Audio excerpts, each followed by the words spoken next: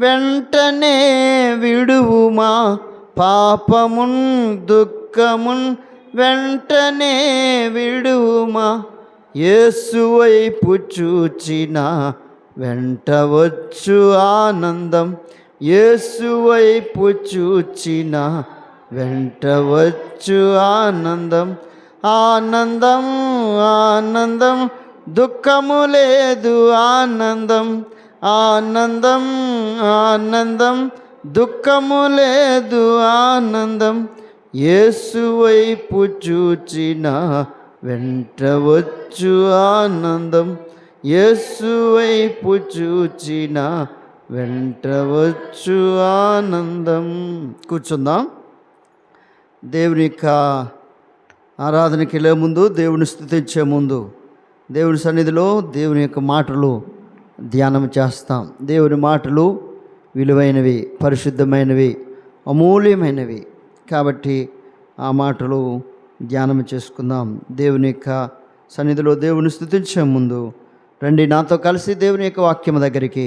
ఆదికాండము 28వ అధ్యాయము, ఆదికాండము 28వ అధ్యాయము 12వ వచనము అందరం కలిసి చదువుకుందాం. ఆదికాండము 28వ అధ్యాయము 12వ వచనము. ఆరాధన కొరకై దేవుని యొక్క మాటలు, దేవుని స్తుతించే ముందు ఈ మాటలు చదువుకుందాం. అప్పుడు అతడు ఒక కల కనెను, అందులో ఒక నిచ్చెన భూమి మీద నిలువబడి ఉండెను, దాని కొన ఆకాశం కంటెను, దాని మీద దేవుని దూతలు ఎక్కుచు దిగుచు ఉండిరి. దేవుని దూతలు ఎక్కుచు దిగుచు ఉండిరి. అప్పుడు అతడు ఒక కలకనెను, కలకనేవాడు యాకోబు. ఇతని పేరు ఏం పేరు? యాకోబు. యాకోబు ఇటువంటి వాడు అనంటే తల్లి గర్భంలో ఉన్నప్పుడే తన యొక్క అన్న మడిమను పట్టుకొని వచ్చినట్టు వాడు. కారణం ఏంటంటే యాకోబుకి తల్లి గర్భంలో ఉన్నప్పుడు నుండే జ్యేష్ఠత్వం మీద మనసున్నట్టు వాడు. ఒక మాట చదువుతాను. ఆదికాండము 25వ అధ్యాయము, ఆదికాండము 25వ అధ్యాయము 25వ వచనము. మొదటివాడు ఎర్రనివాడు బయటకు వచ్చును, అతని ఒళ్ళంతయు రోమవస్త్రము వలె నుండెను గనుక అతని యాషావు అని పేరు పెట్టును. తరువాత అతని సహోదరుడు బయటకు వచ్చి అతని చెయ్యి ఏశావు మడిమను పట్టుకొని ఉండి గనుక అతనికి యాకోబు అని పేరు పెట్టాను. ఏం పేరు పెట్టాడు? యాకోబు. యాకోబు అనే దగ్గర ఆ 2 అనే సంఖ్య ఉంది. అంటే కిందన ఏమని రాబడిందంటే మడిమను పట్టుకునేవాడు లేక మోసగాడు అని అర్థం. ఎటువంటి వాడు? మోసగాడు. మంచివాడు కాదు, మోసగాడు. ఎంత మోసగాడు అనంటే మొట్టమొదటిగా తన అన్నకి మోసం చేశాడు. యాకోబు ఇస్సాక్కి 2 కొడుకులు. ఇస్సాక్ ఎంతమంది కొడుకులు? 2 కొడుకులు. ఒక ఆయన పేరు యాసావు, ఇంకొక ఆయన పేరు యాకోబు. ఈ యాసావు అన్నట్టు వాడు పెద్దోడు వేటగాడు, చిన్నోడు ఎటువంటి వాడు అని అంటే తల్లి దగ్గర ఉన్నట్టు వాడు. ఎక్కడ ఉన్నట్టు వాడు? తల్లి దగ్గర ఉన్నట్టు వాడు. కాబట్టి తండ్రి వృద్ధాప్యంలోనికి వచ్చినప్పుడు తన యొక్క పెద్ద కుమారునితో ఈ మాట చెప్తున్నాడు, నాయనా నేను రేపో మాపో చనిపోవలసిన పరిస్థితులు ఏర్పడుతున్నాయి కదా, అందుకు నేను చనిపోయే ముందు నేను ఆశీర్వదిస్తాను. కాబట్టి నా కొరకు వేటకు వెళ్ళి ఒక మంచి వేటాడిని తీసుకొచ్చిన మాంసము అది వండేసి తీసుకుని రా, నేను నిన్ను భోజనం చేసిన తర్వాత నిన్ను ఏడ్ చేస్తాను, ఆశీర్వదిస్తాను అని చెప్పాడు. అప్పుడు ఆ తల్లి ఈ మాటలు విని అమ్మో నా పెద్ద కుమారుడికి ఈ దీవెన లేక వెళ్ళిపోతాయి అని చెప్పి ఆమె ఒక ప్రణాళిక వేసింది. ఏంటంటే, ఒరే నాయన యాకోబు, మీ నాన్న తాను మీ అన్నని దీవించబోతున్నాడు కాబట్టి నీకు ఒక మాట చెప్తున్నాను. ఏంటంటే, నీవు మందలోనికి వెళ్ళి శ్రేష్టమైనది ఒకటి తీసుకుని రా, ఆ గొర్రె పిల్లని తీసుకుని వచ్చి దాన్ని తయారు చేయి, దాన్ని నేను వండుతాను, మీ నాన్నకి ఎటువంటి రుచికి వండాలో నాకు బాగా తెలుసు అని చెప్పింది. అప్పుడు కొడుకు అన్నాడు, ఆ చిన్నోడు, అమ్మా వంట అయితే వండేస్తా కానీ అన్నకి నాకు డిఫరెంట్ ఉంది, తేడా ఉంది అని. ఏటి తేడా అని అంటే, అన్న శరీరమేకము కూడా రోమాలు ఉంటాయి. నా శరీరమేకం ఎటువంటిదంటే నున్నని శరీరము అని అంటే తల్లి అన్నది. ఆ ఏకని నేను చూసుకుంటాను, నీకెందుకు ఆ విషయము అని చెప్పింది. సరే వెళ్ళాడు, తీసుకుని వచ్చాడు. ఆ యొక్క వేటాడిన మాంసము తండ్రి దగ్గరికి తీసుకుని వెళ్ళాడు. అప్పుడు అడిగాడు, ఇప్పుడే చెప్పాను కదా, ఇంత త్వరగా అది నీకు ఎలాగా దొరికిందని. కళ్ళు లేకపోయినా సరే ఆయనకి ఏటి ఉంది? జ్ఞానం ఉంది, పసిగట్టగలిగిన జ్ఞానం ఉంది. కాబట్టి ఇప్పుడే చెప్పాను, అంత వేగంగా నీకు ఎలా దొరికింది అని అంటే అక్కడ ఇంకొక అబద్ధం ఆడాడు. దేవుడినే అడ్డం పెట్టేశాడు. ఏమంటున్నాడంటే, నీ దేవుడని యెహోవా నేను వెళ్తుంటే ఎదరంగానే తీసుకొచ్చాడు. చూడు ఎంత అబద్ధికుడు. దేవుడిని ఓడుకున్నాడు. ఎవరిని ఓడిసాడు? కొన్నిసార్లు మనం కూడా అంతే, ఒక్కొక్కసారి ఏం చేస్తాం, దేవుడినే ఓడేస్తుంటాం. సరే, ఆ స్టోరీ యాక మనకు అనవసరం, కానీ అది మనకి ఇప్పుడు అవసరం లేదు. కానీ మొత్తానికి ఆ విధంగా తండ్రిని మోసం చేసి ఆశీర్వాదం నొందాడు. అన్నను మోసం చేశాడు. ఏమన్నాడంటే, అన్న వేటాడి నుండి వచ్చాడు, వేట నుండి అలసిపోయాడు. అప్పుడు చిక్కుడుగాయల కూర వండుకున్నాడు. ఏ కూరమ్మా? చిక్కుడుగాయల కూర. అప్పుడు అడుగుతున్నాడు తమ్ముడు, ఆ ఎర్రగా ఉన్నది ఏంటది, అది కొంచెం నాకు ఇవ్వు అని అంటే, చూడు తమ్ముడు అంత స్వార్థము కలిగినట్టాడు. అన్నయ్య, ఇది కొంచెం ఇవ్వడం కాదు, అంత నీకే ఇచ్చేస్తాను, కానీ నీ జ్యేష్ఠత్వం నాకు ఇచ్చే. ఆ దినాల్లో ఇశ్రాయేలు ప్రజలు జ్యేష్ఠత్వాన్ని అమ్ముకుండేవాళ్ళు. ఏడు చేసేవాళ్ళు? అక్కర్లేదు అని అంటే, జ్యేష్ఠత్వం అంటే పెద్దరకము. ఆ పెద్దరకాన్ని ఏడు చేసాడంటే అమ్మేశాడు. ఆ దినాల్లో దాని జ్యేష్ఠత్వం, ఈ దినాల్లో రక్షణ. ఈ దినాల్లో ఏంటి? రక్షణ. చాలాటి మంది ఈ రక్షణ ఏడు చేస్తున్నారు, తాకట్టు పెట్టేస్తున్నారు. చాలాటి మంది అమ్మేస్తున్నారు దీన్ని. ఏడు చేస్తున్నారు? అమ్మేస్తున్నారు. సరే, ఈ వేగం జరిగిన తర్వాత ఇప్పుడు జ్యేష్ఠత్వము ఇతడు పొందిన తర్వాత మరలా ఆయన వచ్చాడు, పెద్దోడు వచ్చాడు. నాన్న, ఇదిగో నువ్వు అడిగినట్లు వేటాడిన మాంసం తీసుకొచ్చి నన్ను తినేసిన తర్వాత ఆశీర్వదించు అని అంటే, ఆయన అంటాడు, అదేంటి బాబు, ఇందాకలు కదా నిన్ను ఆశీర్వదించాను అంటే ఈయనకి అర్థమైపోయింది. ఎవరికి? యాశావుకి. మా అన్నయ్య, మా తమ్ముడు మళ్ళీ నన్ను ఏడ్ చేశాడు, మోసం చేశాడు. మా నాన్నని కళ్ళు లేనంటోడు కూడా ఏడ్ చేశాడు, మోసం చేశాడు. ఇక ఆడు బతకూడదు అని ఒక కత్తి తీశాడు. ఏడు తీసాడమ్మా? కత్తి. కొన్నిసార్లు మనం కూడా కత్తులు, కర్రలు, గోడళ్ళు, గుణపాలు తీసేస్తుంటాం కదా. సేమ్ అటువంటివాడే మనోడు కూడా. అర్థమవుతుందా? కోపం వస్తే ఏడ్ చేస్తాం. ఎన్నోసార్లు కోపం వస్తే కోపాన్ని తట్టుకోలేక భార్య మీద, పిల్లల మీద ఏడ్ చేస్తుంటాం. పళ్ళు పట్ట కొరికి ఏడు చెయ్యాలో తోచక ఫట్ నా మీద నుండి కిందకి దిగిపోయి వెళ్ళిపోతుంటాయి. అని కోపము చల్లారినంత వరకు ఏ హోటల్లోనూ, ఏ యొక్క రైల్వే స్టేషన్ దగ్గర ఎక్కడో అక్కడ అది చల్లారిపోయిన తర్వాత మళ్ళా నెమ్మది వచ్చిన తర్వాత మళ్ళా వస్తాం. అప్పుడు ఈ తల్లి చూసింది, అమ్మో వీళ్ళిద్దరూ ఒకే రోజు చనిపోతే అది నాకు బాధ. కాబట్టి తల్లి చాలా ప్రణాళిక వేసింది. ఏమన్నదంటే, రే చిన్నోడా, మీ మామ ఒకడు ఉన్నాడు, మీ మేనమామ. అతని పేరు ఏం పేరు అంటే లాబాను. అతనికి 2 కూతుర్లు ఉన్నారు. ఎంతమంది కూతుర్లు ఉన్నారు? 2 కూతుర్లు ఉన్నారు. నువ్వు మీ అన్న రాకముందే మీ మేనమామ ఇంటికి నువ్వు వెళ్ళిపో అన్నాడు. ఆ తల్లి చెప్పిన విధంగా ఆ చిన్నోడు విన్నాడు కాబట్టి మేనమామ ఇంటికి వెళ్ళిపోతున్నాడు.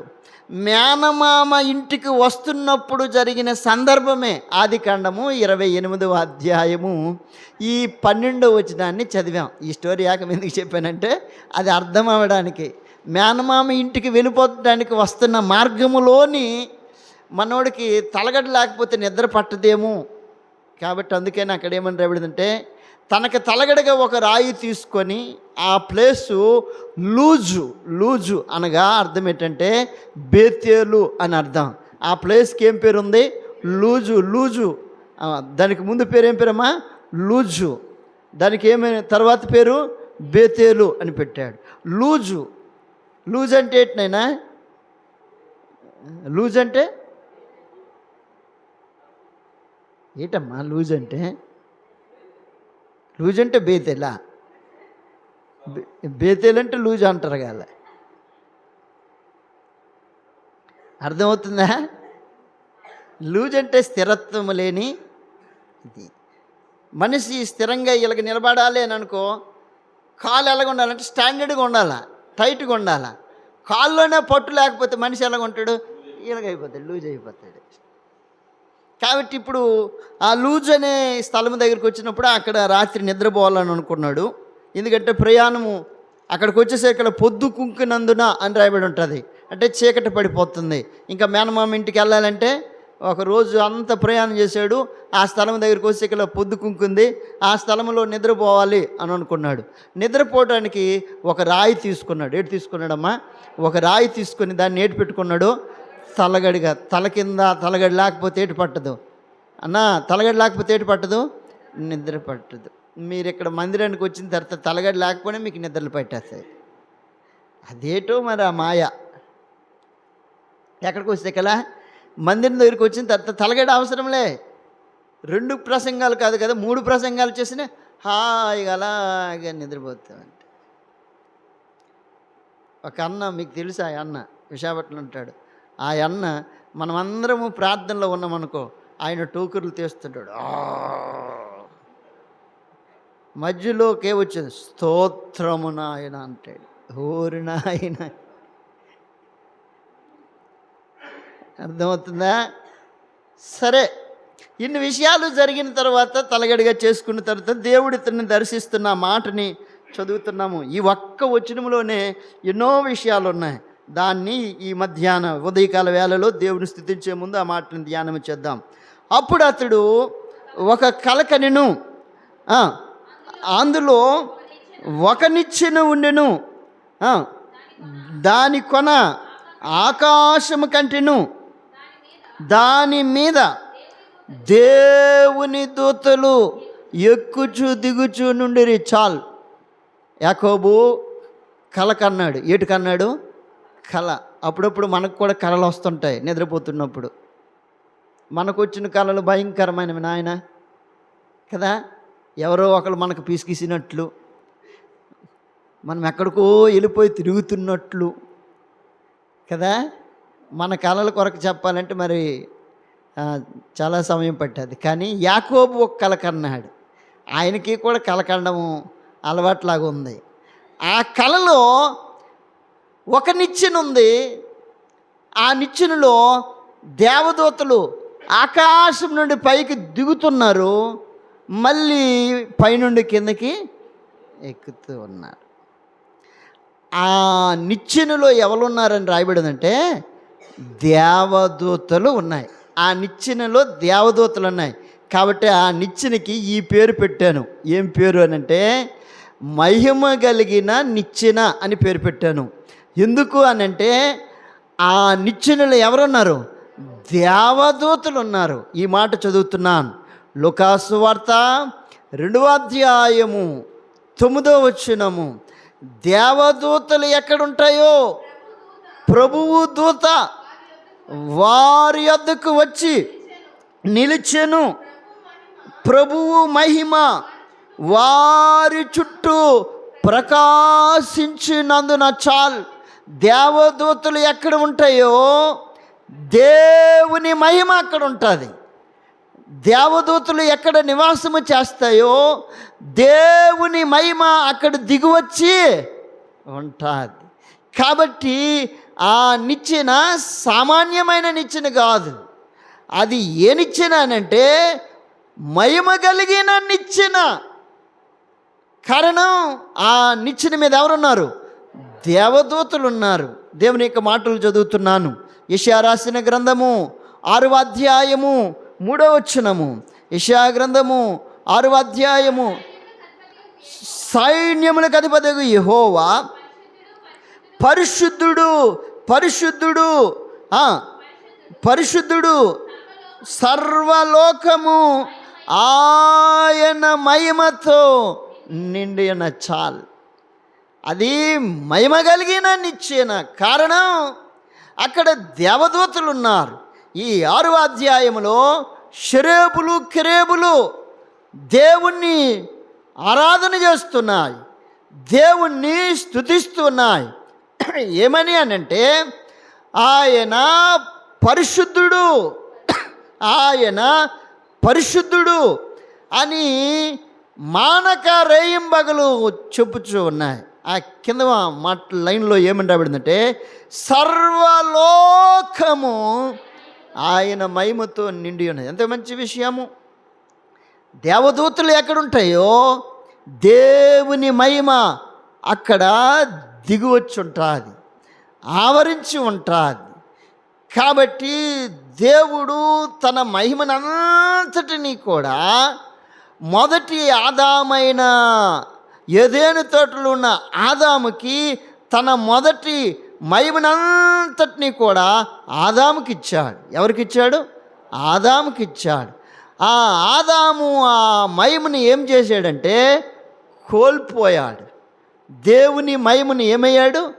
కోల్పోయాడు. కారణం, దేవుని మాటను ధిక్కరించాడు, దేవుని మాటను త్రోసివేశాడు, దేవుని మాటను ఉల్లంఘించాడు, దేవుని మాటను నిర్లక్ష్యపెట్టాడు. ఆ మానవుడిని యొద్ద నుండి దేవుడు తిరిగి తన మహిమను తీసుకునేవాడిగా ఉన్నాడు. మరలా కడపటి ఆదామైన యేసుక్రీస్తు వారి ద్వారా మానవుడికి తన మహిమను ఇచ్చాడు. దేవుని యొక్క లేఖనం ఏమని చెప్పింది అని అంటే, దేవుని యొక్క మాటలు ఈ విధంగా రాబడి ఉన్నాయి. రోమిలికి రాసిన పత్రిక 5వ అధ్యాయము 13వ వచనం నుండి చదివితే ఆ మాటలు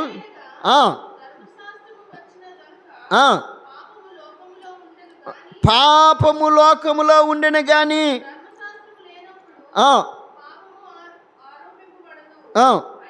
అయినను ఆదాము చేసిన అతిక్రమమును పోలి ఆదాము మొదలుకొని మోషే మరణము ఏలెను. ఆదాము రాబోవానికి గుర్తై ఉండెను. అయితే అపరాధము కలిగినట్టు కృపావరము కలగలేదు. ఎట్లనగా ఒకని అపరాధము వలన అనేకులు చనిపోయారు. మరి ఎక్కువగా దేవుని కృపయు యేసుక్రీస్తును ఒక మనుష్యుని కృపచేత దానమును అనేకులకు విస్తరించెను. చాలు, దేవుని నామానికి మహిమ కలుగును గాక. ఏ ఆదామైతే ఏదైనా తోటలో మహిమను కోల్పోయాడో ఆ మహిమను మరలా ఎవరికిచ్చాడు? యేసుక్రీస్తు వారి ద్వారా మరలా మానవునికి అనుగ్రహించాడు. అసలు దేవుడు ఏమన్నాడంటే, యెషయా గ్రంథము 43వ అధ్యాయము 7వ వచనములో, నా మహిమ నిమిత్తము. ఎందుకు సృష్టించాడు? ఆయన మహిమ నిమిత్తము. ఆ మహిమే మానవుడు ఏమైపోయాడు? కోల్పోయాడు. ఆ మహిమను ఏమయ్యాడు? కోల్పోయాడు. ఆ మహిమను విడిచిపెట్టి పాపంలోనే పడిపోయాడు, అపరాధంలో పడిపోయాడు, శాపంలో పడిపోయాడు. ఆ మహిమకు దూరం అయిపోయాడు. దూరం అయిపోయిన ఆ మనుషుడిని మరలా యేసుక్రీస్తు వారి తన కృపచేత తన శిలువ మరణము ద్వారా ఆ మానవుడికి మరలా తన మహిమను ఇవ్వటానికి ఆయన ఏం చేయబడ్డాడు? ఇష్టపడేవాడుగా ఉన్నాడు. నెంబర్ 1, ఆ నిచ్చెన సామాన్యమైనది కాదు, అది మహిమ కలిగిన నిచ్చెన. అందుకు ఆదికాండము 28వ అధ్యాయము 12వ వచనాన్ని చదువుతున్నాను. అప్పుడు అతడు ఒక కలకనెను, అందులో ఒక నిచ్చెన భూమి మీద నిలవబడి ఉండెను, దాని కొన ఆకాశమునకు అంటేను. దాని కొన, జాగ్రత్తగా, భూమి మీద నిచ్చెన నిలబడి ఉంది, దాని కొన ఎక్కడుంది? ఆకాశం. అంటే ఈ నిచ్చెనకి ఇంకొక పేరు పెడదాం. ఏం పేరు పెడదాం? అది భూమి మీద ఉంది, దాని కొన ఆకాశమును అంటేను. అంటే ఇది సామాన్యమైన నిచ్చెన కాదు, మహోన్నతమైన నిచ్చెన. యెషయా గ్రంథము 57వ అధ్యాయము 15వ వచనము. యెషయా గ్రంథము, మహాగణుడును మహోన్నతుడును పరిశుద్ధుడును నిత్య నివాసైన వాడు ఇలాగూ సెలవిచ్చుచున్నాడు, నేను మహోన్నతమైన స్థలములలో నివసించువాడను. ఆయనను వినయము గల వారి ప్రాణమును ఉజ్జీవింపచేయుటకును, నలిగిన వారి ప్రాణమును ఉజ్జీవింపచేయుటకును, వినయము గల వారి యొద్దను, దీన మనసు గల వారి యొద్దను నేను నివసించుదును. చాలు, ఎంత గొప్ప దేవుడు! మహోన్నతమైన నిచ్చెన, దాని కొన దేనికంటుంది?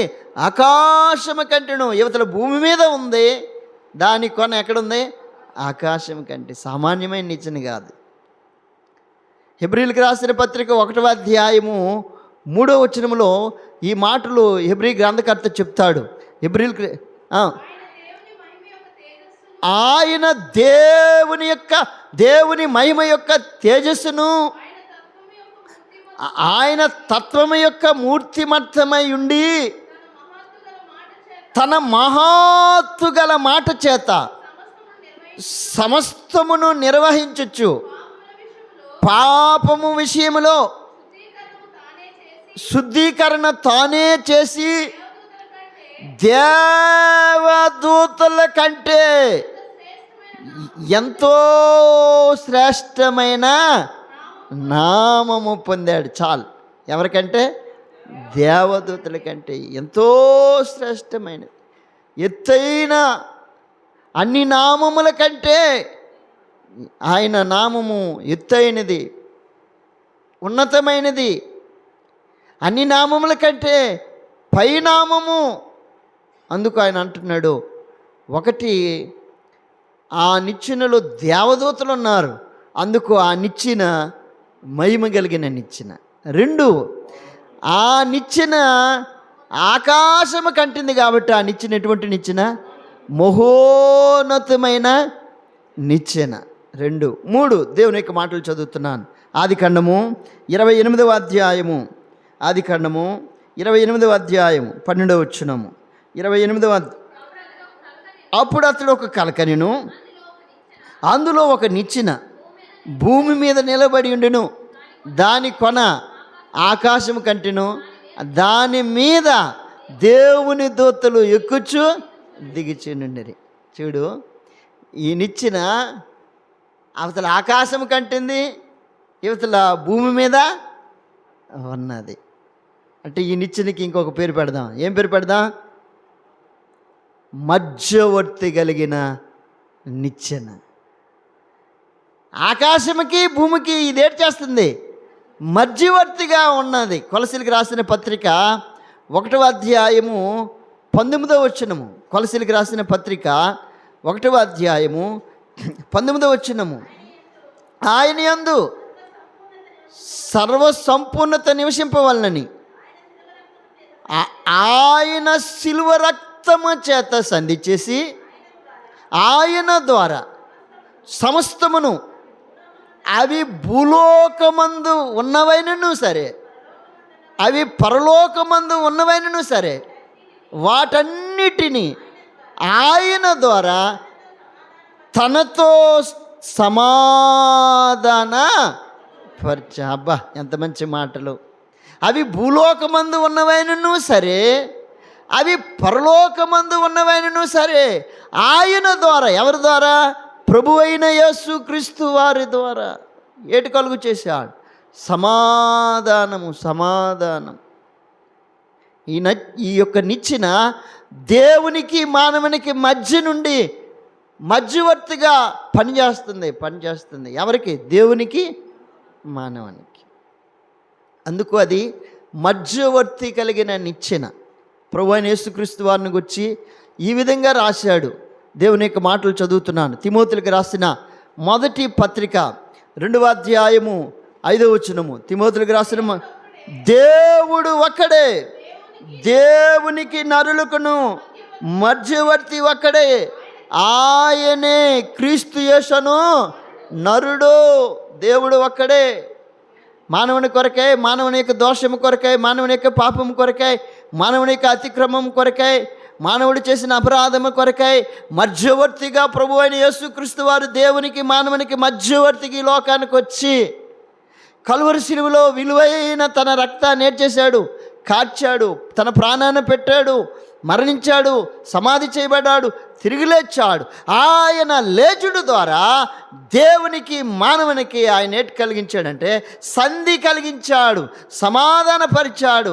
మధ్యవర్తిగా ఉండి ఏ మానవుడైతే దేవుని మహిమకు దూరమైపోయాడో, ఏ మానవుడైతే దేవునికి దూరంగా వెళ్ళిపోయాడో ఆ మానవుని యొక్క చేతిని పట్టుకొని దేవుని యొక్క చేతిని, మానవుని యొక్క చేతిని ఆయన శిలువ మరణము ద్వారా ఆయన కలిపినట్టు వాడుగా ఉన్నాడు.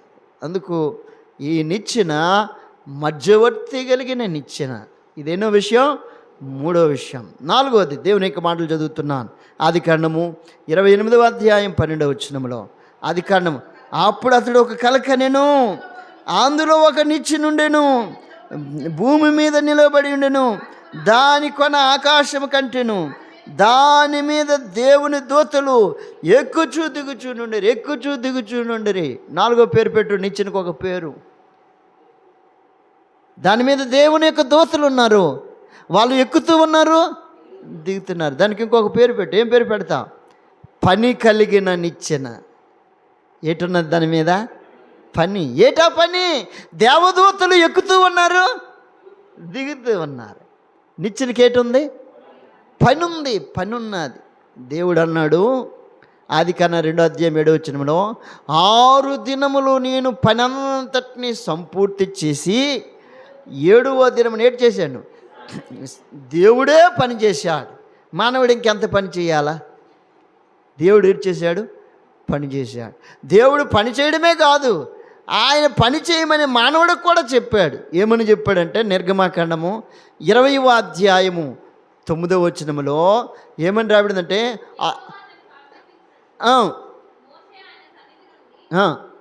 నిర్గమాకాండం 29వ వచనం అక్క. 6 దినములు నువ్వు కష్టపడి నీ పని అంతయు చేయాలి. ఎన్ని దినాలు నువ్వు పని చేయాలా? 6 దినాలు నువ్వు పని చేయాలా? 6 దినాలు నువ్వు పని చేయాలి. పౌలు పత్రికలు రాస్తూ అంటాడు, పని చేయని వాడు భోజనము చేయకూడదు. రండి కొలసీలకు రాసిన పత్రిక, కొలసీ పత్రికనా దేవుని యొక్క మాట చదువుతాం. తెస్సలోనికీయులకు రాసిన 2వ పత్రిక 3వ అధ్యాయం 14వ వచనం చదువునానా?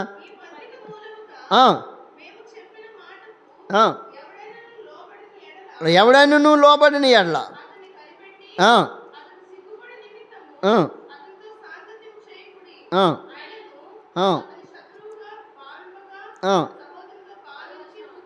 పదవ వచనం చదువు. మరియు మేము మీ యొద్ద ఉన్నప్పుడు ఎవడైనాను పని చెయ్యను ఎల్లని ఎట్లా వాడు ఏటి చేయకూడదమ్మా? పని చేయకుండా తినేస్తుంటాం ఉదయాన్నే లేచి కదా. ఉదయం లేచి లేవగానే ఏటి చేస్తాం? బ్రష్ చేసేస్తాము.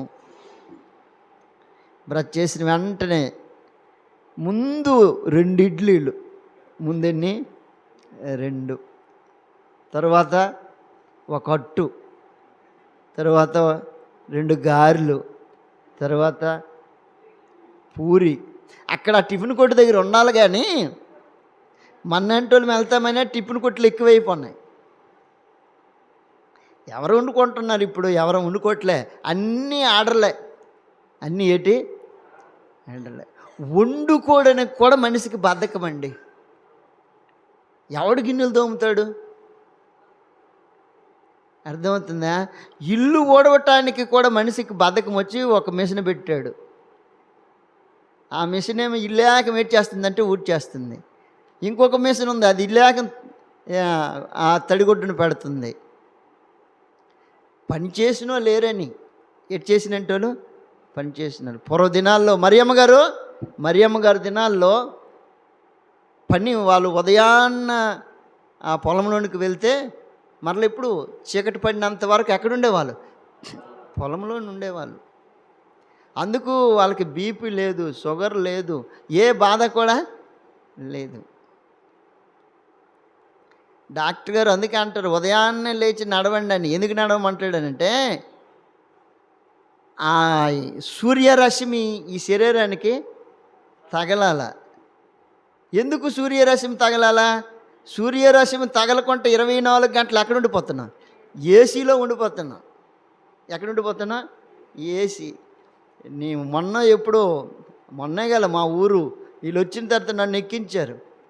నేను అందులో ఉన్నంత వరకు పరలోకంలాగే ఉన్నదక్క, బయటకు వస్తే నరకంలాగా ఉందన్నాను. అంటే ఆ 2 నిమిషాలే నాకు అలాగ అనిపించిందంటే, అంటే మనిషి సుఖానికి ఏమైపోయాడంటే అలవాటు పడిపోయాడు. పని చేయాలి కంపల్సరిగా. పని చేయకపోతే ఏంటి చేయకూడదు?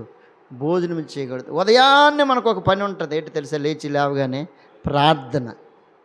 ఆ తర్వాత ఇంకేముంటుంది? బైబిలు చదవటం. మీరందరు చదివారా? చదవలే. చిన్ని బైబిల్ చదివావా? లేదు. పెద్ద బైబిల్. అమ్మ బైబిల్. ఇస్తారమ్మ కూతురు బైబిల్ అంటే ఇంక తెలియలేదులే. తమ్ము బైబిల్ చదవలేదు. ఎవరు అనుకో బైబిల్ ఏది? అమ్మమ్మ తీసుకొస్తుందా? అమ్మమ్మ నాన్నమ్మ వెరీ గుడ్ తీసుకొస్తుందిలే. కాబట్టి ఏట్లేదు బైబిల్. అమ్మా బైబిల్ చదివారా తల్లి? ఉదయాన్నే లేచి బైబిల్ చదవలేదు కానీ అన్నీ తినేసి వచ్చేసామన్నా. నువ్వు తినేసి ఇక్కడికి వచ్చిన తర్వాత 3 పాటలు పాడతారు. సియోను పాటలు ఒక్కొక్క పాటకి 7, 6, 8 చరణాలు ఉంటాయి. ఇంకా యెహోవాను స్తుతించటం మంచిదని, దాన్ని గానం చేయటం మంచిదని దానికి 12 చరణాలు ఉంటాయి కదా. అది పాడేసేకల్లా నీకు ఒక్క నిద్ర అయిపోద్ది. చక్కగా సేవకుడు పాడుతుంటే నీకే ఎలాగనిపోతుంది, మంచిగా నిద్రపోతావు. అప్పుడు పక్కనున్న వాళ్ళు చెప్తారు, రే పాట అయిపోయింది లేగు అని. అబ్బా రెండవ పాట తీయని అంటాడు. రెండవ పాట ఇలాగ తీస్తావు. అది ఇలాగ చేతితోటి పట్టుకుంటావు. మళ్ళీ మొదలెట్టేసేకలు నువ్వు మొదలెట్టేస్తావు. అర్థమవుతుందా?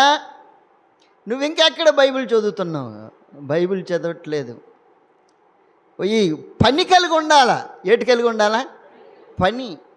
పని లేకుండా బోల్డ్ మంది తిరుగుతూనే ఉంటారు కదా. వాళ్ళకి ఏ పని ఉండదు, పని పోటు లేనట్టు వారికి. అటువంటిది కాదు ఈ నిచ్చెన. ఏటుంది? పని కలిగిన నిచ్చెన. ఎన్నోది ఈ మాట చదువుతున్నాము? 4వ మాట మరలా చదువుదాం. ఆదికాండము 28వ అధ్యాయము. అప్పుడు అతడు ఒక కలకనిను, అందులో ఒక నిచ్చెన భూమి మీద నిలవబడి ఉండును. దాని కొన దేనికంటుంది? ఆకాశమునకు అంటేను. దాని మీద దేవుని దూతలు ఎక్కుచు దిగుచు నుండిరి. ఒకటి ఎటువంటి నిచ్చెనంటే మహిమ కలిగిన నిచ్చెన అని చదివాం. 2 మహోన్నతమైన నిచ్చెన అని చదివాం. 3 మధ్యవర్తి కలిగిన నిచ్చెన అని చదివాం. 4 పని కలిగిన నిచ్చెన అని చదివాం. 5 ఆ నిచ్చెన ఒకే నిచ్చెన. ఎన్ని నిచ్చెనలు అక్కడ ఉన్నాయి? ఒకే నిచ్చెన. అక్కడ ఏమని రాబడింది? ఒక నిచ్చెన. ఎన్ని నిచ్చెనలు? దేవుడు ఒక్కడే, విశ్వాసము ఒక్కటే, బాప్టిజము ఒక్కటే, పరిశుద్ధాత్ముడు ఒక్కటే, నిరీక్షణ ఒక్కటే. పౌలు ఈ మాటలు చెప్తాడు. అన్నీ ఒక్కటే. అన్నీ ఏంటి? ఒక్కటే. దేవుని యొక్క మాటలు చెప్తున్నాయి. పరలోకానికి వెళ్ళాలంటే మార్గము కూడా ఒక్కటే. యోహాను సువార్త 14వ అధ్యాయం 6వ వచనంలో అన్నాడు, నేనే మార్గమును సత్యమును జీవమును, నా ద్వారా తప్ప ఎవడును తండ్రి యొద్దకు చేరలేడు. కారణం ఆయన మార్గమై ఉన్న దేవుడు. ఎక్కడికి మార్గం? పరలోకానికి. ఈ పట్టణానికి రావాలంటే ఎన్నో మార్గాలు ఉన్నాయి, కానీ పరలోకానికి వెళ్ళాలంటే అటువంటి మార్గాలు లేవు. ఒకే ఒక మార్గం. యేసుప్రభువారు అన్నారు, నేను గొర్రెలకు మంచి ద్వారమును. యోహాను సువార్త 10వ అధ్యాయము 1వ వచనము. యోహాను గొర్రెల దొడ్డిలో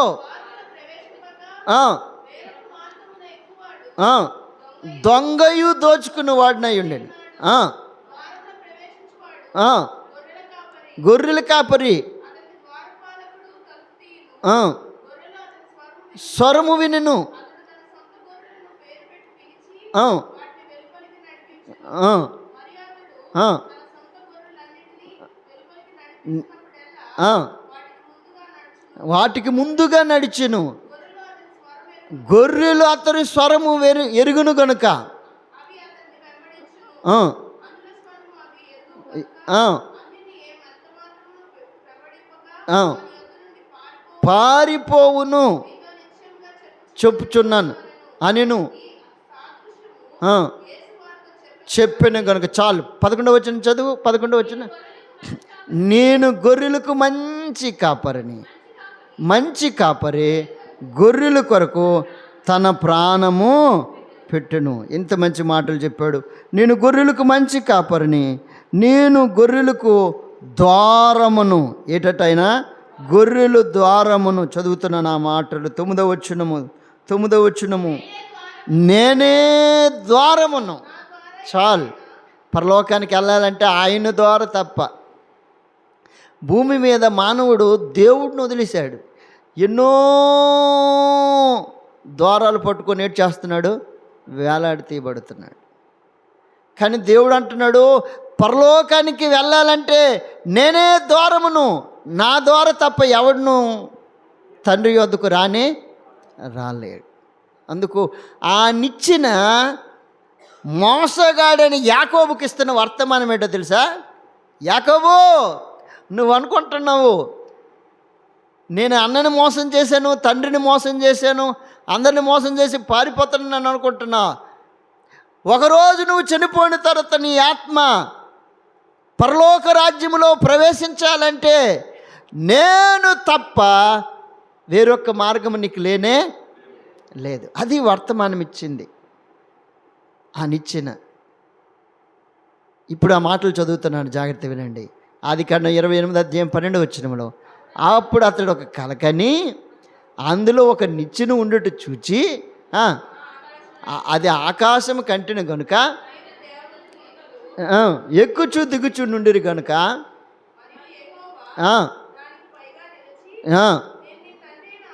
నేను నీ తండ్రి అయిన ఏ దేవుడును?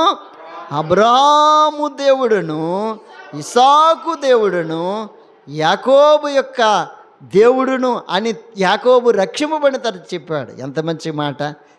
యాకోబుకి ఇప్పుడు ఏమయ్యాడు? దేవుడయ్యాడు. ఎటువంటి వాడికి దేవుడయ్యాడు? మోసగాడికి, తండ్రిని, అన్నదమ్ముడిని, నెమ్మది లేనంటోడికి, సుఖము లేనంటోడికి, మరణమంటే భయం కలిగినంటోడికి. అర్థమవుతుందా? ఎక్కడ అన్న చంపేస్తాడని మార్గ మధ్యములో ఉండి ఏమైపోతున్నాడు? పారిపోతున్నాడు. ఆ రాత్రి నిలిచెను. ఆ రాత్రి నిలిచినప్పుడు దేవుడు అతన్ని దర్శిస్తున్నాడు. యాకోబు, నేను నీ తండ్రి దేవుడును, నీ తాత దేవుడును. నీకు తండ్రికి దేవుడిని, నీ తాతకి కూడా నేను దేవుడిని. మారు మనసు లేక, దేవుని మాటలు వినక, రక్షణ పొందక, బాప్టిజం అనుభవం కలిగి లేక, పాపక్షమాపణ అనుభవం లేకుండా ఎక్కడికి పారిపోతున్నావు? ఆ నిచ్చిన ఆ కళ్ళ చూచుట ద్వారా యాకోబు ఏమయ్యాడు తెలుసా? భయము చెందాడు, ఆందోళన చెందాడు, కలవరము చెందాడు. 22వ వచనము, 28వ అధ్యాయము.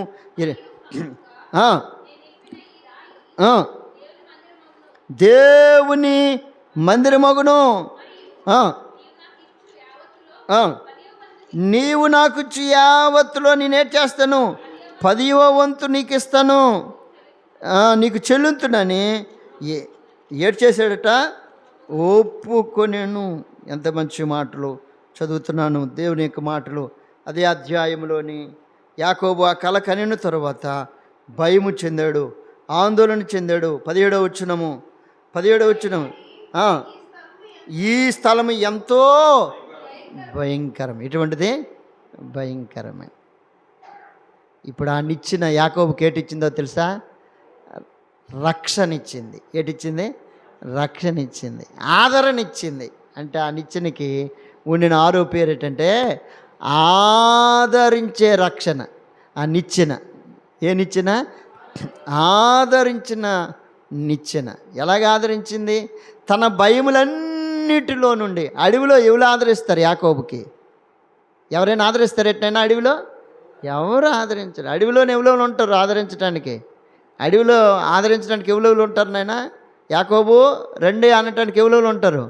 ఎలుగుబంట్లు, సింహాలు, పులులు, నక్కలు, ఏనుగులు, ఇంకా చెప్పు ఇంకెవరు ఉంటాయి? ఏటుండవు అడవిలోని? ఇవేనా? పాములు, అబ్బా పాములు, ఇంకా తోడేళ్ళు, ఇంకా అటువంటి అడవిలో నివసించాడు ఎవరు? యాకోబు. మనము కూడా అంతే, అటువంటి అడవిలోనే ఇప్పటికీ మనం అలాగే బతుకుతున్నాము. ఒక్కొక్కడు త్రాసు పాము లాంటి వాడు ఉంటాడు, ఏమైనా అన్నా మనకు ఫర్రమని లెగుస్తాడు అంతే. అవును, ఎలుగుబంట్లు ఉంటాయి మనం నడుస్తున్నప్పుడు. మన ఆడపిల్లలు నడుస్తుంటే ఎవరు ఉంటాయి? ఎలుగుబంటి ఏడు చేస్తుంది, పట్టుకొని ఎత్తుకొని పోతుంటే. పేపర్లు అంట, టీవీలు అంట, అన్నిట్లో చదువుతుంటాం ఏంటంటే ఎలుగుబంట్లు పడ్డాయి, ఆడపిల్లలు లేట్ చేసాయి, ఎత్తుకొని వెళ్ళిపోయి. ఆ లెవెల్లో ఎలుగుబంటి స్వభావం కలిగిన మనుషులు ఉంటారు. పులులు ఉంటాయి. ఎవరుంటారు? పులి. ఒక్కొక్క ఆమె అంటది, ఏటా చూపు, పులి చూపు చూస్తున్నాడండి అని. ఏ చూపు? పులి చూపు. పులి ఏటి చేస్తుంది? మెడను పట్టుకొని కరికేద్ది అంతే. వీటన్నిటితో పాటు సమాజంలో నక్కలాంటి మనుషులు కూడా ఉంటారు. వీళ్ళు ఉంటారు. నక్క స్వభావం ఏంటక్క? నక్క అదేటి చేస్తుందో తెలుసా? ఎప్పుడైనా మీరు గమనించండి, పల్లెటూరు వాళ్ళకి ఇది బాగా తెలుస్తుంది. ఎప్పుడైనా నక్క ఏటి చేస్తుందో తెలుసా? కోడి మేస్తుంటే ఆ సైడ్కి వచ్చి అలాగే ఊరుకుంటుంది. ఈ కోడి అనుకుంటుంది, అబ్బా ఇదేదో జంతువు కానీ నా ఊసి ఇది రావటం. ఇంకా అది దగ్గరికి వెళ్తుంటే ఇదేమనుకుంటుంది తెలుసా? అచ్చా నీతో నాకు పని లేదు, ఇంకా దగ్గరికి వస్తుంది. అవకాశాన్ని ఎదురు చూస్తుందనే సంగతి దేనికి తెలీదు? కోడికి తెలీదు. అంటే దగ్గరకు వచ్చి కరెక్ట్గా దొరికినంత వరకు ఊరకనే ఉంటుంది. దొరికిందనుకో ఏడ్చా తెలుసా? మెడపేకలకు పట్టి తీసుకునే అప్పుడు తెలుస్తుంది కోడికి దాని సంగతి ఏంట. సేమ్ అటువంటి స్వభావాలు కలిగిన మనుషులు భూమి మీద ఉన్నారు. ఇటువంటి మనిషిని ఒక్క నిచ్చెన మాత్రమే ఆయన జీవితాన్ని మార్చింది. దేవునికి మహిమ కలుగును గాక. ఆ నిచ్చెన ఎవరో అనంటే ప్రభువైన యేసుక్రీస్తు వారు. యోహాను సువార్త 1వ అధ్యాయము 52వ వచనము. ఆరాధనలో దేవుని స్తుతించుటకు వెళ్ళే ముందు ఈ మాట చదువుదాం. యోహాను సువార్త 1వ అధ్యాయము 51వ వచనం చదువమ్మా. మీరు ఆకాశము తెరువబడుటయు దేవుని దూతలు మనుష్య కుమారునికి పైగా ఎక్కుటయు దిగుటయు. ఎవరికి పైగా? మనుష్య కుమారునికి పైగా. ఎలాగా? ఎక్కుటయు దిగుటయు. ఆ యాకోబుకి కనబడిన ఆ నిచ్చెన ఎవరో కాదు, ప్రభువైన యేసుక్రీస్తు వారు. ఆ నిచ్చెన ఎటువంటి నిచ్చెన అని చదివా? మహిమ కలిగిన నిచ్చెన. ఆ నిచ్చెన ఎటువంటి నిచ్చెన? మహోన్నతమైన నిచ్చెన అని చదివాం. ఆ నిచ్చెన ఎటువంటి నిచ్చెన? ఎటువంటి నిచ్చెన? మధ్యవర్తి కలిగిన నిచ్చెన, పని కలిగిన నిచ్చెన, ఒకే ఒక నిచ్చెన. ఆదరించింది. ఎట్టి పరిస్థితులు ఆదరించింది? నాను వారు ఎవరు లేరు, నెమ్మది లేని పరిస్థితి, మోసగాడు, ఏమైపోతానో తెలియదు, బిక్కుమంటూ బ్రతుకుతూ ఉన్నాడు. చీకటిలో ఉన్నాడు, వెలుగులో కాదు. ఎక్కడున్నాడు? చీకటిలో ఉన్నాడు. తన జీవితం ఏకము కూడా అధోగతి పాలైపోయిన పరిస్థితిలో ఉన్నాడు. ఆ టైంలో ఆ నిచ్చెన అతను ఏం చేసిందంటే ఆదరించింది. ఏ విధంగా ఆదరించిందంటే బైబిల్ గ్రంథం ఈ విధంగా సెలవిస్తుంది. యెషయా గ్రంథము 66వ అధ్యాయము 13వ వచనంలో ఈ మాటలు ఈ విధంగా రాయబడినాయి. ఒకని తల్లి వానిని ఆదరించినట్లు నేను మిమ్మల్ని ఏం చేశాను? ఆదరించాను. ఏ విధంగా ఆదరించాడు? తల్లి తన బిడ్డను ఆదరించినట్లు, వాదార్చినట్లు, ఆ బిడ్డని కౌగులించుకున్నట్లు, ఆ బిడ్డ అవసరతలన్నీ తీర్చినట్లు ఆ అడవిలో దేవుడు అతను ఏం చేశాడంటే ఆదరించాడు. ఎవరు దిక్కు? ఆదరణ లేని సమయంలో, నెమ్మది లేని సమయంలో, గాలి వాన చేత కొట్టబడుతున్న పరిస్థితులు, వాటిల్లిన పరిస్థితుల్లో చీకటేకము తన చుట్టూ కమ్ముకోయింది. ఎక్కడికి వెళ్ళాలో తెలియదు, మార్గం ఎరుగని పరిస్థితి. మనము కూడా అంతే, మార్గము తెలియని పరిస్థితి, ఆదరణ లేని పరిస్థితి, చీకటిలో కొట్టిమిట్టాడుతున్న పరిస్థితి. ఆ పరిస్థితిలో ఉన్నప్పుడు సృష్టికర్త అయిన దేవాతి దేవుడైన యేసు ప్రభు వారు అతనిని దర్శించినట్లు మనం చూస్తున్నాం. ఎంత గొప్ప గొప్ప సంగతి. ఆయన అన్నాడు, ఒకటి తల్లి వాణిని ఆదరించినట్లు నేను మిమ్మల్ని ఏం చేశాను? ఆదరించాను. ఏ పరిస్థితుల్లో ఆదరించాడు? దేవుని యొక్క మాటలు ఈ విధంగా రాయబడి ఉన్నాయి. కొరింథీయులకు రాసిన 2వ పత్రిక 1వ అధ్యాయము 4వ వచనం. త్వరగా చదువుతావునా? దేవుడు మమ్మును ఏ ఆదరణతో ఆదరించును, ఆ ఆదరణతో ఎట్టి శ్రమల్లో ఉన్నవారినైనను ఆదరించుటకు శక్తి గలవారగునట్లు మా శ్రమంతటిలో మమ్మును ఆదరించను. ఏ పరిస్థితిలో ఆదరించాడు? శ్రమంతటిలో. ఎక్కడికి వెళ్ళాలో తెలియని పరిస్థితి, బోరుమని ఏడుస్తున్నాడు. చిన్న ప్రాయం, పసిప్రాయం, తల్లి యొక్క చెంగును పట్టుకొని ఇంటి చుట్టూ తల్లి ఎటెళ్తాడు ఎల్లంటి యాకోబు పరిస్థితులను బట్టి పారిపోవలసి వచ్చింది. ఆ రాత్రి ఒక్కడే. రోజు ఎక్కడ పడుకునేవాడంటే, నేను అనుకుంటున్నాను, రోజు ఎక్కడ పడుకునేవాడు యాకోబు? తల్లి దగ్గర ఉండేవాడు, తల్లి పక్కన ఉండేవాడు. ఇప్పుడు ఒంటరి వాడు అయిపోయాడు. దిక్కుతోచని పరిస్థితి, అయోమయమైన పరిస్థితి, ఆదరణ లేని పరిస్థితి. చీకటి కమ్మేసింది. చీకటి పడితే చాలు యాకోబుకి ఏంటో తెలుసా? భయము, భయము, భయము, భయము. చీకటి వస్తే చాలు. యాకోబు జీవితంలో 3 రాత్రులు ఉంటాయి బైబిల్ గ్రంథంలో. ఎన్ని రాత్రులు? 3 రాత్రులు 3 సంఘటనలు జరిగాయి, భయంకరమైనవే. ఇది మొదటి రాత్రి. యాకోబు జీవితానికి ఇదే మొదటి రాత్రి ప్రారంభమైంది. ఇదే రాత్రి, మొదటి రాత్రి. మొదటి రాత్రిలోనే దేవుడు దర్శిస్తున్నాడు యాకోబుని. యాకోబు, ఇంకెంతకాలము మోసంలో బ్రతుకుతావు, నెమ్మది లేక బ్రతుకుతావు, జీవిస్తావు. దేవుడు ఎన్నో మార్లు దేవుని యొక్క వాక్యం నీ దగ్గరికి వచ్చి నీ హృదయం అనే తలుపు తట్టుతున్నప్పుడు కఠినుడివై, బలహీనుడివై, నీ హృదయాన్ని నీకు నీవే నీ దుర్మార్గమైన పనుల చేత దాన్ని బిగించుకొని నెమ్మది లేని పరిస్థితితో ఇంకెంతకాలం ఉంటావు? యాకోబు, ఇది అనుకూల సమయమయ్యా, ఇది రక్షణ దినమయ్యా. ఈ దినమేనే మారుతావా? ఈ దినమేనే నీ హృదయం నాకు ఇస్తావా? అలాగైతే నేను నిన్ను చేస్తాను, ఆదరిస్తాను. అక్కడ ఒక ఒడంబడిక జరిగింది ఆ అధ్యాయంలో. నేను వెళ్ళిన మార్గం అంతటిలో నీవు నాకు తోడై ఉండాలా. అంతేకాదు, నేను ఏ గ్రామానికి వెళ్తున్నానో, ఏ మేనమామ ఇంటికి వెళ్తున్నానో, అన్న వస్త్రాలకి నాకేటు ఉండకూడదు, కొదువు ఉండకూడదు, లోటు ఉండకూడదు. నేను తిరిగి వచ్చినంత వరకు నీవు నన్ను ఏటు చేయాలి తెలుసా? కాపాడాలి. అప్పుడు నేను నిన్ను దేవుడిగా అంగీకరించి ఈ స్థలం ముందు నీకు నేను మందిరాన్ని కడతాను. ఎంత గొప్ప నిబంధన! ఆదరణ దొరికితే కానీ ఈ మాటలన్నీ పలకల. ఆ దినాల్లో పల్లెటూరు గ్రామాల్లో, ఈ ఆంధ్రప్రదేశ్లో ఎంతోమంది మిషనరీ వాళ్ళు, ఆర్సిఎం మిషనరీ వాళ్ళు ఈ ప్రాంతానికి వచ్చి ప్రజలను ఆదరించారు. ఎలాగ ఆదరించారు? కూడి లేనంటుడికి కూడిచ్చారు, గుడ్డ లేనంటు వారికి గుడ్డిచ్చారు, ఇల్లు లేనంటు వాళ్ళకి ఇల్లు ఇచ్చారు, అక్షర అభ్యాసం లేనంటు వారికి అక్షరాభ్యాసాన్ని ఇచ్చారు. వాళ్ళని ఆదరించారు. వాళ్ళ ఆదరింపబడుట ద్వారా, ఇవన్నీ వాళ్ళు ఇచ్చుట ద్వారా వాళ్ళు ఏ దేవుడినైతే సేవించారో ఆ దేవుడి వైపు వీళ్ళందరూ ఏం చేయబడ్డారంటే మళ్లింపబడ్డారు. అర్థమవుతుందా? ఆదరణ చాలా గొప్పది. అందుకు ఆయన అంటాడు జెఫన్యా రాసిన గ్రంథంలో,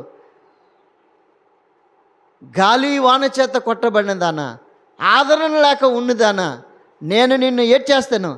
ఆదరిస్తాను. యెషయా గ్రంథంలో అంటాడు, నీలాంజనములతో నిన్నేం చేస్తాను? కట్టుదును, తిరిగి నీకు సమకూరుస్తాను. దేవుని యొక్క మాటలు సెలవిస్తున్నాయి. ఎన్నో చీకటి రాత్రులు గడిపిన యాకోబుకి ఇదే మొదటి చీకటి రాత్రి. ఈ మొదటిలోనే దేవుడు మాట్లాడుతున్నాడు, యాకోబు నీ హృదయం నాకు ఇచ్చేస్తావా, నీ జీవితం మార్చుకుంటావా, ఇంక ఈ మోసంలోనే బ్రతకాలనుకుంటున్నావా?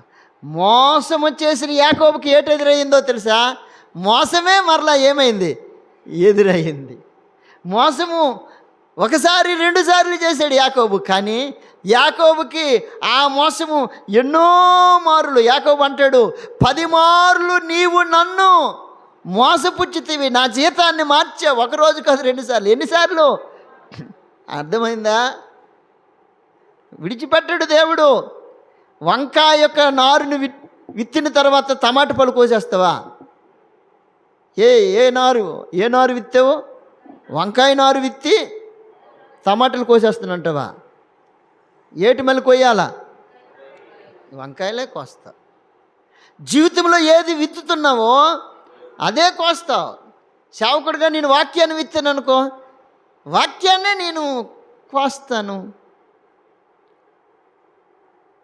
ఏది విత్తుతావో ఆ పంటనే మరలా ఏడ్ చేసుకుంటావు, సమకూర్చుకుంటావు.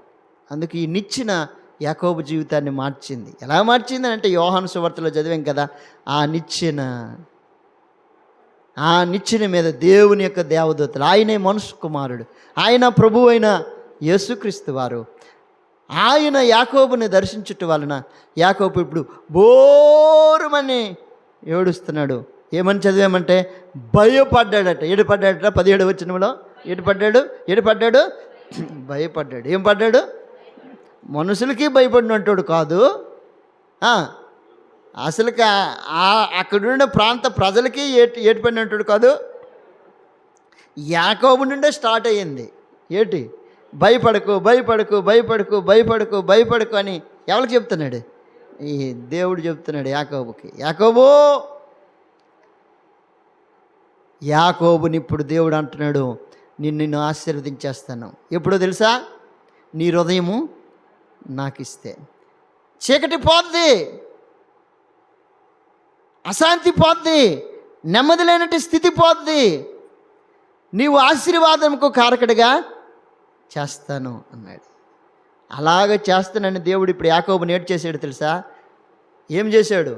ద్వితీయోపదేశ కాండము దేవుని యొక్క మాటలు చదువుతున్నాను. ద్వితీయోపదేశ కాండము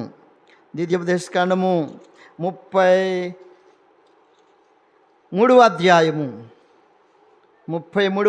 చివరి మాట 29వ వచనం.